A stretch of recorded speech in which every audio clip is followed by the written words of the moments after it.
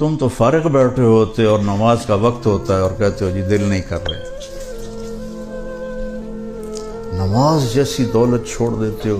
اگر 14 صدی میں کسی کو نماز معاف ہوتی تو آل رسول کے حسین شہزادہ آل بیت اہل بیت، کربلا کا میدان، ایسا ظلم نہ زمین نے دیکھا نہ آسمان نے دیکھا، اور جو ہی نماز کا وقت ہوا تو شمر سے کہا نماز پڑھنے دو، حالانکہ وہ نہ بھی پڑھتے تو ان کے لیے تو جنت کے دروازے کھلے ہوئے تھے۔ انہوں نے کہا نہیں، ہم جنگ نہیں روکیں گے، کہ چلو ادھر آ ستم گر ہنر آزمائیں تو تیر آزما ہم جگر آزمائیں، کہ چلو آدھے نماز پڑھو آدھے لڑائی کرو۔ نہیں چھوڑی نماز کربلا کے میدان میں۔